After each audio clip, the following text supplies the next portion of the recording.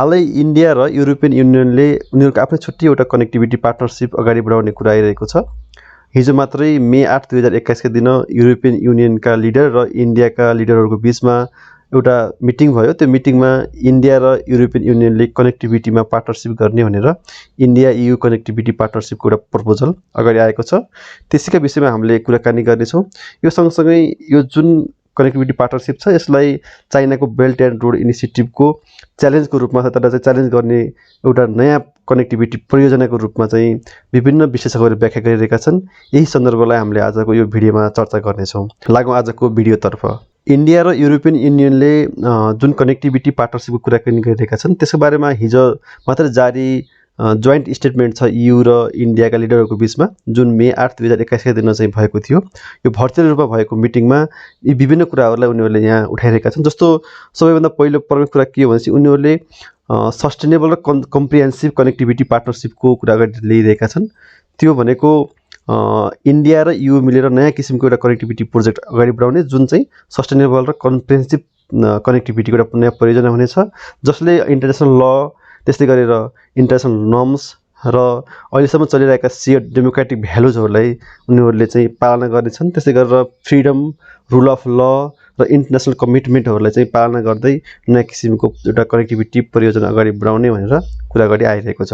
त्यस्तै गरेर यो जुन परियोजना कनेक्टिभिटी परियोजना अगाडि बढाउने उनीहरूले निधो गरेका छन्, त्यो कनेक्टिभिटी परियोजना चाहिँ ट्रान्सप्यारेन्ट हुनेछ, भाइएबल हुनेछ, इन्क्लुसिभ, सस्टेनेबल, कम्प्रिहेन्सिभ र रुल बेस्ड कनेक्टिभिटीको रूपमा यसलाई चाहिँ उनीहरूले डिफाइन गरेका छन्।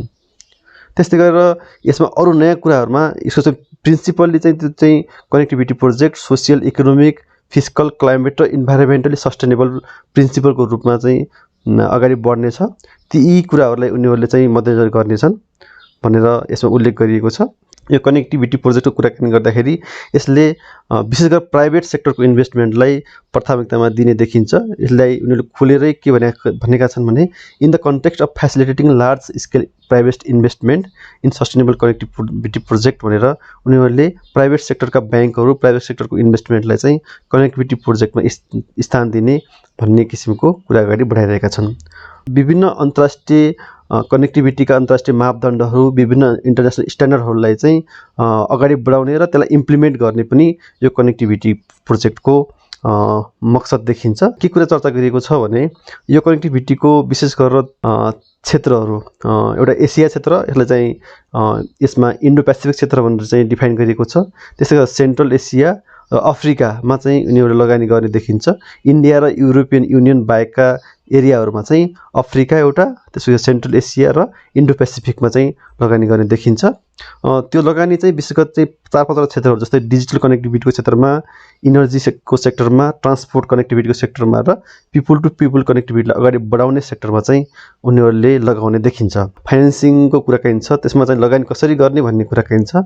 त्यसमा अगाडि भने जस्तै प्राइभेट सेक्टरका फाइनेन्सियल इन्स्टिट्युसनहरूलाई उनीहरूले स्थान दिने चाहिँ खुलेर बताएका छन्। यसमा विशेष रोल चाहिँ प्राइभेट सेक्टरको हुनेछ।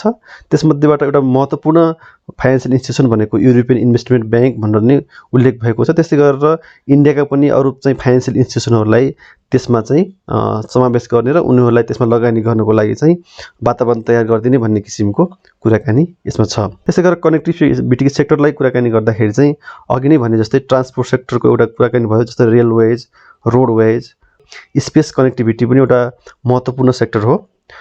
त्यो सँगसँगै डिजिटल कनेक्टिभिटी जस्तो 5G को विस्तार, विभिन्न देशहरूमा चाहिँ 5G कनेक्टिभिटीलाई अगाडि बढाउने कुराहरूलाई पनि 5G सँगसँगै नयाँ किसिमका डिजिटल कनेक्टिभिटीका चाहिँ सेक्टरहरू जुन छन् तिनीहरूमा चाहिँ कोअपरेसन गर्ने कुरा देखिन्छ। त्यस्तै गरेर पिपल टु पिपल कनेक्टिभिटी चाहिँ अर्को महत्त्वपूर्ण कनेक्टिभिटी सेक्टरमध्येको एउटा पर्छ। यसमा डिजिटल कनेक्टिभिटीको कुराकानी गर्दाखेरि अगाडि भने जस्तै डिजिटल सेक्टरको लागि चाहिँ एउटा खालको नयाँ किसिमका स्ट्यान्डर्ड्स र रुल्स रेगुलेसनहरू चाहिँ बनाउने, जसले चाहिँ सेक्युरिटी कुराहरूलाई ध्यान दियोस्, त्यसै गरेर पर्सनल डाटा र प्राइभेसी कुराहरूलाई ध्यान दियोस्, त्यस्तो किसिमको कोअपरेसन गर्ने देखिन्छ।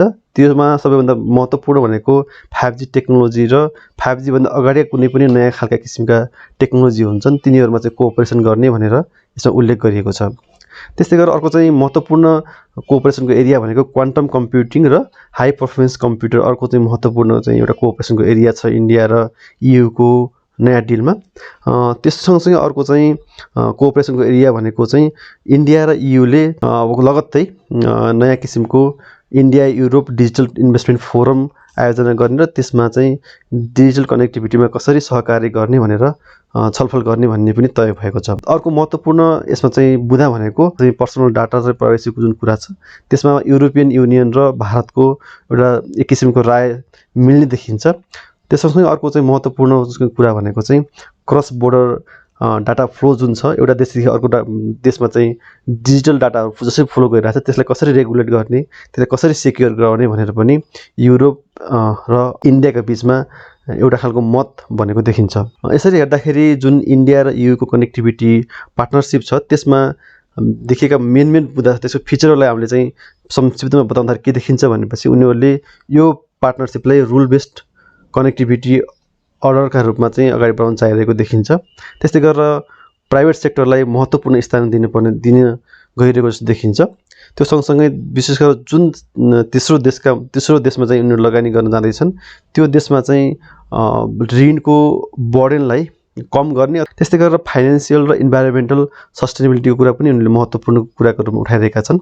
त्यस्तै गरेर अर्को चाहिँ महत्त्वपूर्ण कुरा भनेको ट्रान्सप्यारेन्ट प्रोसेस, जस्तो कनेक्टिभिटीमा जोडिँदाखेरि जुन किसिमका सम्झौताहरू हुने गर्छन्, जुन किसिमको इन्भेस्टमेन्ट हुने गर्छ, तिनीको सबै कुराहरूलाई बढी ट्रान्सप्यारेन्ट बनाउने भनेर पनि यिनीहरूले प्रतिबद्धता देखाएका छन्। त्यो सँगसँगै अर्को महत्त्वपूर्ण कुरा भनेको के हो भने जुन किसिमको कनेक्टिभिटीको कुराकानी भइरहेका छन्, नयाँ टेक्नोलोजी कुराकानी भइरहेका छन्, त्यसलाई नियमन गर्नको लागि जुन रुल्स र स्ट्यान्डर्डहरू चाहिँ बन्ने र बनाउने कुराकानी छ त्यसमा महत्त्वपूर्ण किसिमले कोअपरेसन गर्ने र त्यसलाई अगाडि बढाउने उनीहरूले एउटा एज अ मेजर प्लेयरको रूपमा चाहिँ रुल्स र स्ट्यान्डर्डलाई सेटिङ गर्नको लागि महत्त्वपूर्ण भूमिका खेल्ने भन्ने किसिमको देखिन्छ। यसरी हेर्दाखेरि जुन यो कनेक्टिभिटी पार्टनरसिप छ इन्डिया र युरोपको बिचमा, यो विभिन्न अन्तर्राष्ट्रिय स्तरमा यसलाई चाहिँ चाइनाको बेल्ट एन्ड रोडलाई च्यालेन्ज गर्ने नयाँ परियोजनाको रूपमा चाहिँ व्याख्या गरिएको छ। फाइनेन्सियल टाइम्सले केही दिन अगाडि लेखेको छ जुन इयु र इन्डियाको चाहिँ कनेक्टिभिटी प्रोजेक्टमा जुन कोअपरेसन हुन गइरहेको छ त्यो किसिमको चाइनाको बेल्ट एन्ड रोडलाई चाहिँ च्यालेन्ज गर्ने र त्यसको अल्टरनेटिभ रूपमा विकास गर्ने एउटा परियोजना हो भनेर फाइनेन्सियल टाइम्सले लेखेको छ। यति भइसके पछाडि अब हामीले बेल्ट एन्ड रोड जुन यहाँ कुरा आइसक्यो त्यो भने के हो भनेर हल्का चर्चा गरौँ। यसमा बेल्ट एन्ड रोड चाहिँ चाइनाको कनेक्टिभिटी परियोजना हो। यसले विशेष गरेर एसिया, विशेष चाइनालाई एसिया, अफ्रिका र युरोपसँग दुवै एउटा ल्यान्डको नेटवर्कबाट अर्को सामुद्रिक नेटवर्कबाट जोड्ने काम गर्छ भनेर चाहिँ चर्चा भइरहेको छ। रिजनल इन्टिग्रेसन र इकोनोमिक ग्रोथलाई चाहिँ विशेष गरेर ध्यान दिएको छ भनेर चाइनाले यसलाई परिभाषित गरेको छ। यो 2013मा सुरु भएको हो। यसको विशेष गरेर यसको चाहिँ स्रोत यसलाई अगाडि बढाउँदाखेरि चाइनाले के भनिरहेको छ भने आजभन्दा करिब 2000 वर्ष पहिले जसै चाइना विश्वसँग एन्सेन्ट सिल्क रोडको बाटोबाट जोडिएको थियो, त्यही एन्सेन्ट सिल्क रोडको एउटा नयाँ अवधारणाको रूपमा चाहिँ यो बेल्ट एन्ड रोडलाई अगाडि बढाउन चाहिरहेको देखिन्छ। यसमा विशेष गरेर इन्फ्रास्ट्रक्चर बिल्डिङ नै मुख्य ध्येय छ चाइनाको। त्यसमा रोड्स, रेलवेज, पावर प्लान्ट, त्यसै गरी टेलिकम्युनिकेसन इन्फ्रास्ट्रक्चर चाहिँ जस्तो 5G छ यिनीहरूलाई विस्तार गर्ने उसको चाहिँ उद्देश्य देखिन्छ। अहिलेसम्मको कुराकानी गर्दाखेरि यसमा 139वटा देशहरू चाहिँ सदस्य बनेका छन् अथवा उनीहरूले MOU सिग्नेचर गरिसकेका छन् चाइनासँग र यसरी हेर्दाखेरि चाहिँ 40% विश्वको चाहिँ GDP चाहिँ अहिले बेल्ट एन्ड रोडमा जोडिन गएको देखिन्छ। स्थापना भएको 2013 देखि अहिलेसम्म करिब $800 बिलियन चाहिँ चाइनाले विभिन्न परियोजनाहरूमा विभिन्न देशहरूमा चाहिँ लगानी गरेको स्रोतहरूले बताउँछन्। यो चाहिँ 2049 सम्ममा कम्प्लिट हुनेछ भनेर भनिएको छ। अहिलेसम्म फाइनेन्सियल इन्स्टिट्युसनहरू जसले चाहिँ यो बेल्ट एन्ड रोडमा लगानी गरेका छन् अथवा लगानी गरिरहेका छन् तिनीहरूमा सबभन्दा प्रमुख भनेको एसियन इन्फ्रास्ट्रक्चर इन्भेस्टमेन्ट ब्याङ्क जसलाई AIIB पनि भनिन्छ, त्यो एउटा प्रमुख ब्याङ्क हो। त्यो चाहिँ 2016 देखि काम गर्न सुरु गरेको हो र यसको अहिले कुल राशि भनेको $100 बिलियन चाहिँ यसको कुल लगानी गर्ने क्षमता छ। त्यस्तै गरेर अर्को महत्त्वपूर्ण इन्स्ट्रुमेन्ट फाइनेन्सियल इन्स्ट्रुमेन्ट भनेको चाहिँ सिल्क रोड फन्ड हो जुन 2014मा चाहिँ सुरु भएको हो र यसमा अमेरिकी डलर $40 बिलियन चाहिँ यसमा लगानी गर्न सक्ने क्षमता छ। हामीले अगाडि पनि कुराकानी गर्यौं, विशेष गरेर वेस्टर्न पावरहरू America, European union, Japan, India लगायतका देशहरूले चाइनाको बेल्ट एन्ड रोडलाई चाहिँ विभिन्न किसिमका आरोपहरू लगाउने गरेका छन्।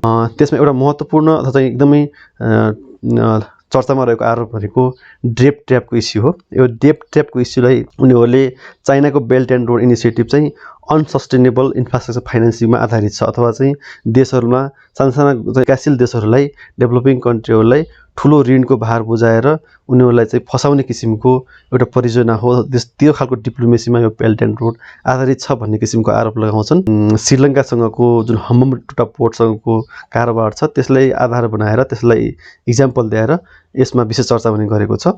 अर्को महत्त्वपूर्ण इस्यु उनीहरूले चाहिँ चाइनालाई आरोप लगाउने भनेको सेक्युरिटीको इस्यु हो। चाइनाले उसको टेक्नोलोजी अथवा उसका 5G का विभिन्न नेटवर्क मार्फत सेक्युरिटी च्यालेन्ज चाहिँ विश्वका अरू देशहरूलाई चाहिँ सेक्युरिटी च्यालेन्ज दिइरहेको छ भनेर पनि भनिन्छ। उसले चाहिँ गोप्य रूपमा डाटाहरू चोर्ने र चाइनामा त्यसलाई चाहिँ चाइना पठाउने र विभिन्न देशहरूका विरुद्धमा चाहिँ सेक्युरिटी च्यालेन्जको रूपमा चाहिँ चाइना अगाडि देखा परिरहेको छ भन्ने पनि एउटा आरोप छ। अर्को महत्त्वपूर्ण आरोप भनेको चाहिँ चाइनाको जुन परियोजना छ त्यो चाहिँ विशेष गरी चाइना सेन्ट्रिक छ र यसले अरू चाहिँ डेभलपिङ कन्ट्रीहरूका कन्सर्नहरू, उनीहरूका इन्ट्रेस्टहरूलाई चाहिँ खासै वास्ता गरिरहेको छैन। त्यसले चाहिँ विशेष गरी चाइनाको स्वार्थमा यो केन्द्रित छ भनेर पनि आरोप लगाउने गरिएको छ। त्यसै गरी अर्को महत्त्वपूर्ण आरोप भनेको सोभरेनिटीको इस्यु हो। इन्डिया लगायतका विभिन्न देशहरूले चाइनाको बेल्ट एन्ड रोड इनिसिएटिभले आफ्नो सोभरेनिटीमा हमला गरिरहेको भनेर आरोप लगाइरहेका छन्। त्यस्तै गरेर अरू विकासशील देश, डेभलपिङ कन्ट्रीहरूमा चाहिँ चाइनाको बेल्ट एन्ड रोडले एउटा सोभरेनिटी च्यालेन्जको रूपमा पनि त्यसलाई चाहिँ व्याख्या गरिरहेको पाइन्छ। अर्को महत्त्वपूर्ण भनेको इन्भाइरोमेन्टको इस्यु हो। चाइनाका जुन किसिमका परियोजनाहरूमा चाइना लगानी गरिरहेको छ त्यस्ता परियोजनाहरूले वातावरणको मापदण्डलाई उल्लङ्घन गरिरहेका छन् अथवा वातावरणीय च्यालेन्जहरू चाहिँ उसलाई अगाडि वातावरणीय चाहिँ समस्याहरू पैदा गरिरहेका छन् भनेर पनि आरोप लगाउने गरिन्छ। अर्को आरोप भनेको चाइनाले जुन किसिमको कनेक्टिभिटी प्रोजेक्टमा लगानी गरिरहेको छ अथवा बेल्ट एन्ड रोड मार्फत जुन देशहरूमा लगानी गरिरहेको छ त्यहाँ जुन लगानी हुने गर्छ, त्यहाँ जुन परियोजनाहरूमा सम्झौता हुने गर्छ ती सम्झौताहरू चाहिँ ट्रान्सपारेन्ट हुँदैनन्, पारदर्शी हुँदैनन् र त्यहाँ भ्रष्टाचारका मुद्दाहरू पनि छन्। र ती देशहरूमा चाहिँ जुन देशहरूले चाहिँ चाइनाबाट ऋण लगानी लिइरहेका छन् तिनी देशहरूमा त्यो त्यस्ता खालका सम्झौताहरूलाई चाहिँ लुकाइन्छ अथवा चाहिँ ट्रान्सपेरेन्ट रूपमा बाहिर ल्याइँदैन भनेर पनि आरोप लागिरहेको छ। त्यसै भइसके पछाडि यी जुन इन्डिया लगायतका वेस्टर्न पावरहरू छन्, इन्डिया समेतका, तिनीहरूले कस्तो किसिमको कनेक्टिभिटीलाई चाहिँ अगाडि बढाउने किसिमको कुरा ल्याइरहेका छन् त। त्यसमा एउटा फर्स्ट कुरा चाहिँ के हो भने जुन त्यो कनेक्टिभिटीको सप्लाई चेनको कुराकानी उनीहरूले गरिरहेका छन् त्यो चाहिँ रिजिलियन्स हुन्छ। त्यो चाहिँ कुनै पनि एउटा देशमा भर नपरेर एउटा भरपर्दो किसिमको कनेक्टिभिटी नेटवर्क अथवा सप्लाई चेनको कुरा उनीहरूले गरिरहेका छन्।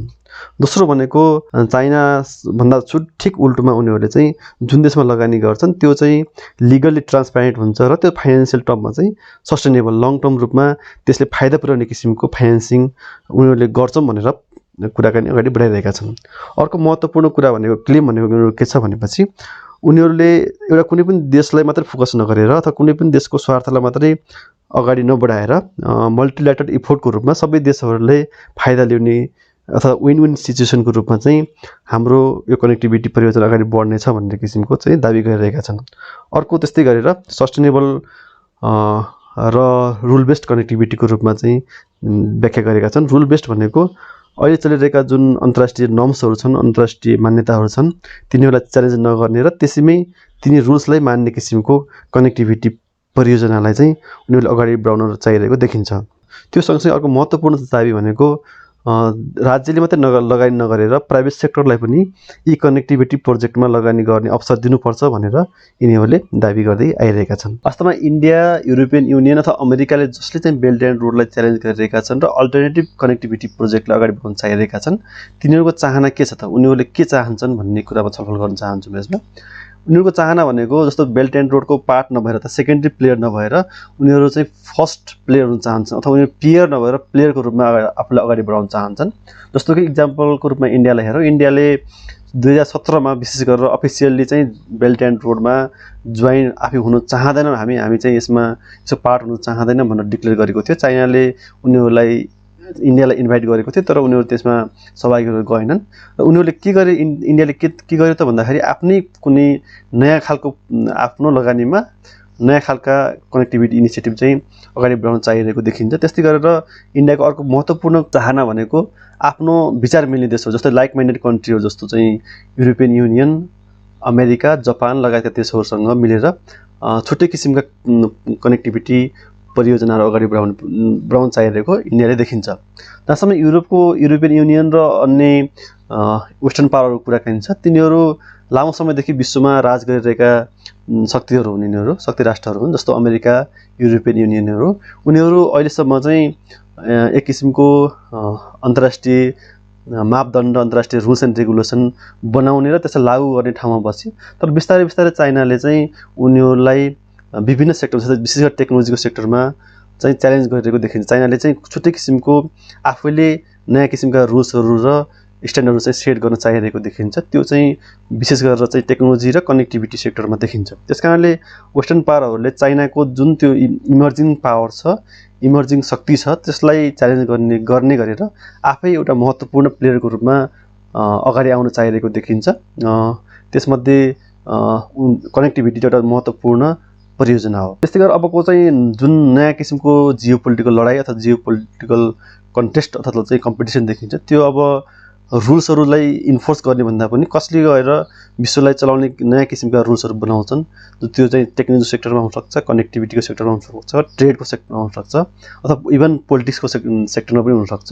कसले चाहिँ रुलहरू बनाउने, कसले बनाएका रुलहरूले चाहिँ अबको विश्व चल्ने भनेर लडाइँ हो। त्यसमा वेस्टर्न पावर र चाइना चाहिँ एकदमै आम्ने सामने भइरहेको देखिन्छ र त्यसैलाई च्यालेन्ज गर्नको लागि चाहिँ अहिले विशेष गरेर चाहिँ चाइनाको बेल्ट एन्ड रोडलाई च्यालेन्ज गर्नको लागि वेस्टर्न पावरहरूले इन्डिया, अस्ट्रेलिया, जापानसँग मिलेर आफ्नै छुट्टै कनेक्टिभिटी प्रोजेक्ट चाहिँ अगाडि बढाउन चाहिरहेको देखिन्छ।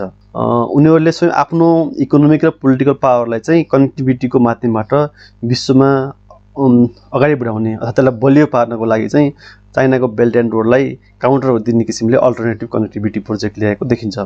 त्यस्तै गरेर अर्को महत्त्वपूर्ण चाहिँ पक्ष भनेको उनीहरूले आफ्नो डोमेस्टिक मार्केट र आफ्ना देशका जुन व्यापार अथवा चाहिँ व्यापार गर्ने जुन निकायहरू छन् अथवा चाहिँ संस्थाहरू छन्, तिनीहरूलाई सुरक्षित गर्नको लागि, तिनीहरूलाई चाइनाको चाहिँ विश्वभरिको चाहिँ ट्रेडमा अथवा चाहिँ कनेक्टिभिटीको जुन डोमिनेन्स छ त्यसबाट बचाउनको लागि, त्यसलाई चाहिँ रक्षा गर्नको लागि पनि छुट्टै किसिमको आफ्नो कनेक्टिभिटी प्रोजेक्ट अगाडि बढाउन चाहिरहेको देखिन्छ। अर्को महत्त्वपूर्ण कुराको विषयमा हामी चर्चा गरौँ। अर्को महत्त्वपूर्ण कुरा भनेको चाहिँ यति हुँदाहुँदै चाइना अथवा चाइनाको बेल्ट एन्ड रोड इनिसिएटिभलाई च्यालेन्ज गर्नको लागि उनीहरूले छुट्टै आफ्नो नयाँ परियोजना अगाडि बढाए तापनि उनीहरूको अगाडि थुप्रै च्यालेन्जहरू देखिन्छन्। महत्त्वपूर्ण च्यालेन्ज भनेको त परियोजनाहरूमा लगानी कसरी गर्ने त, त्यो चाहिँ महत्त्वपूर्ण च्यालेन्ज हो।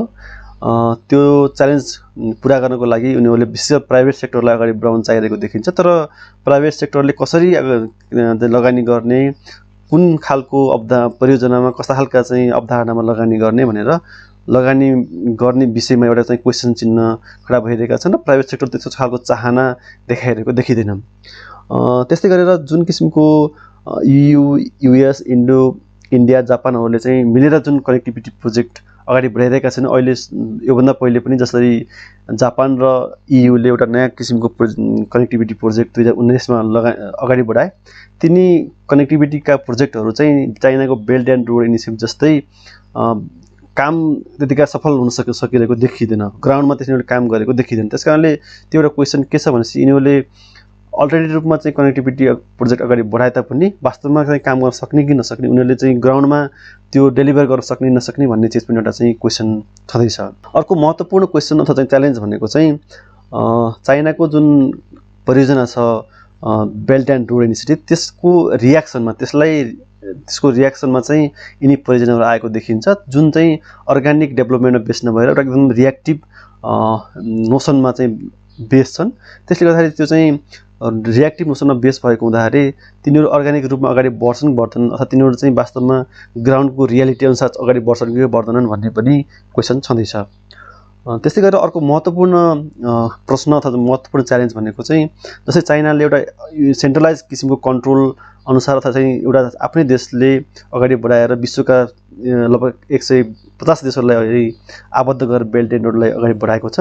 त्यसरी एउटा युनिफाइड स्ट्र्याटेजिक भिजन चाहिँ वेस्टर्न पावर र इन्डियाको बिचमा चाहिँ अभाव देखिन्छ। त्यसले गर्दाखेरि बेल्ट एन्ड रोडको चाहिँ तुलनामा यो जुन नयाँ कनेक्टिभिटीको परियोजनाहरू छन् त्यसरी स्मुथली अगाडि बढ्छन् कि बढ्दैनन् भन्ने पनि एउटा प्रश्न छँदैछ। अर्को कनेक्टिभिटी सेक्टरको मात्रै नभएर सिङ्गो पोलिटिक्सकै सेक्टरमा चाहिँ विशेष गरेर अमेरिका र युरोपियन युनियनहरूले एउटा एलायन्स बनाएर अथवा ब्लक बनाएर जानुपर्छ भन्ने किसिमको अवधारणा आइरहेको छ। त्यसमा अमेरिकाले विशेष गरेर जापान, इन्डिया, अस्ट्रेलियालाई जोडेर चाइनालाई घेर्ने किसिमको रणनीति बनाउने अथवा हामीले चाहिँ यसलाई भन्दाखेरि शीत युद्धको जुन किसिमको द्विध्रुवीय विश्व थियो त्यसरी चाहिँ विश्वलाई विभाजन गर्ने र चाइनालाई काउन्टर गर्नको लागि चाहिँ एउटा अलायन्स अथवा ब्लक बनाउने भन्ने किसिमको कुरा अगाडि बढिरहेका छ। त्यो चाहिँ कनेक्टिभिटीको सेक्टरमा पनि चलिरहेको छ। त्यसमा के भारत लगायतका देशहरू सजिलै जान्छन् त अथवा त्यसरी चाहिँ ब्लक एन्टी चाइना ब्लक अथवा एलायन्समा आबद्ध हुन चाहन्छन् त भन्ने कुरा पनि एउटा प्रश्न रहेको छ। भारतमा अहिलेसम्म त्यसरी एन्टी चाइना ब्लकको रूपमा अथवा एन्टी चाइना एलायन्सको रूपमा चाहिँ विशुद्ध ब्लक बनाएर काउन्टर गर्ने किसिमको मनस्थिति देखिँदैन। त्यसै गरेर युरोपका केही देशहरूमा चाहिँ यसरी ब्लक बनाएर अथवा चाहिँ एन्टी चाइनिज एलायन्स बनाएर चाइनालाई चेक गर्न जान सकिन्छ भन्ने विषयमा युरोपका अहिलेका लिडरहरू फ्रान्सको राष्ट्रपति इमानुएल म्याक्रोन र जर्मनकै चान्सलर एन्जेला मर्केलहरूमा पनि त्यो किसिमको विश्वास तिनीहरू त्यसै जानु हुँदैन भनेर आफ्नो तर्कहरू राखिरहेका छन्। अन्तमा हामी अब यो यदि चाहिँ यस खालको परियोजना अगाडि बढ्दै गए विशेष गरेर इन्डिया इन्भल्भ भएका कनेक्टिभिटीका परियोजनाहरू अगाडि बढ्दै जाँदाखेरि नेपालमा त्यसको के कस्तो असर पर्छ भनेर चाहिँ यहाँ चर्चा गर्न गइरहेका छौँ। जसरी नेपालका दुईवटा देशहरू जस्तो इन्डिया र चाइनाको बिचमा हामी रहेका छौँ। यदि यो यस्ता किसिमको कनेक्टिभिटीमा कम्पिटिसन बढ्दै गयो भनेपछि नेपाललाई चाहिँ यी दुईवटा देशहरूको बिचमा ब्यालेन्स गर्न अथवा चाहिँ पावर ब्यालेन्स गर्नको लागि चाहिँ गाह्रो हुनुपर्ने देखिन्छ। विशेष गरेर चाहिँ इन्डिया र चाइनाले आफ्ना इन्ट्रेस्टहरूलाई अगाडि बढाउनको लागि चाहिँ नेपालमा दबाब दिने, नेपालमा खेल्ने किसिमको वातावरण बन्दै जानेछ। अर्को महत्त्वपूर्ण कुरा भनेको चाहिँ नेपाल जस्ता देशहरू विशेष गरेर चाहिँ डेभलपिङ कन्ट्रीहरू चाहिँ अब यस्ता ठुला मेजर पावर इन्डिया चाइनाका एउटा चाहिँ पावर प्लेका चाहिँ प्लेग्राउन्ड बन्ने सम्भावना पनि देखिन्छ, जुन चाहिँ कनेक्टिभिटीको फर्ममा चाहिँ खेल्न आउने चाहिँ वातावरण बन्दैछ। अर्को महत्त्वपूर्ण कुरा भनेको के हो भने नेपालले अहिलेसम्म जुन किसिमको ब्यालेन्स फरेन पोलिसी अथवा चाहिँ चाइना र इन्डियालाई दुवै हाम्रा मित्र राष्ट्रहरू हुन् र दुवैसँग हामीले समदूरीको सम्बन्ध बनाएर अगाडि बढ्नुपर्छ भन्ने किसिमको फरेन पोलिसीको मान्यता छ। त्यसमा त्यो किसिमको मान्यतालाई अगाडि बनाउनको लागि चाहिँ केही डिफिकल्टिजहरू आउन सक्छन्, जुन चाहिँ कनेक्टिभिटीको जुन पोलिटिक्स छ, कनेक्टिभिटीको जुन कम्पिटिसन छ त्यसले चाहिँ झन् अप्ठ्यारो बनाउँदै जाने चाहिँ स्थिति देखिन्छ। नेपालको डोमेस्टिक पोलिटिक्समा चाहिँ अन्तर्राष्ट्रिय इन्ट्रेस्टहरू हाबी हुने, नेपालका चाहिँ पोलिटिकल एक्टरहरू, नेपालका इन्टरनल एक्टरहरू चाहिँ विभिन्न देशका चाहिँ स्वार्थहरूसँग चाहिँ बाजिने र उनीहरूको बिचमा चाहिँ टकराव हुने र नेपालमा चाहिँ नेपालको स्वार्थभन्दा पनि बाहिरी स्वार्थ चाहिँ हाबी भएर विशेष कनेक्टिभिटीमा नेपालको परियोजना कस्तो नेपालको चाहिँ कनेक्टिभिटीको भिजन कस्तो छ भनेर भन्दा पनि बाहिरका स्वार्थहरूबाट चाहिँ नेपालको कनेक्टिभिटीको अवधारणा अगाडि बढ्ने देखिन्छ।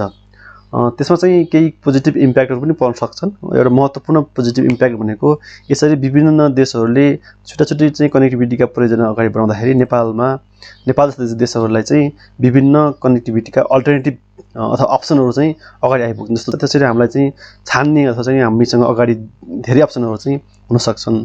त्यस्तै गरेर अर्को महत्त्वपूर्ण कुरा भनेको के हो भने नेपाल जस्ता देशहरू जुन चाहिँ साना देशहरू हुन् तिनीहरूको चाहिँ कनेक्टिभिटीका कुराहरू गर्दाखेरि कनेक्टिभिटी कसरी अगाडि बढाउने भन्ने विषयमा डिल गर्दाखेरि चाहिँ उनीहरूको नेगोसिएसन पावर पनि बढ्ने र उनीहरूको पोजिसन माथि हुने सम्भावना पनि रहन्छ। त्यो चाहिँ एउटा सम्भावनाको विषयको कुरा भयो। यसरी मैले इन्डिया र युले अगाडि बढाउन चाहिरहेको कनेक्टिभिटी पार्टनरसिपको विषयमा कुराकानी गरेँ र त्यसले नेपालमा पार्ने प्रभावको विषयमा चर्चा गरेँ। आजको भिडियो यति नै।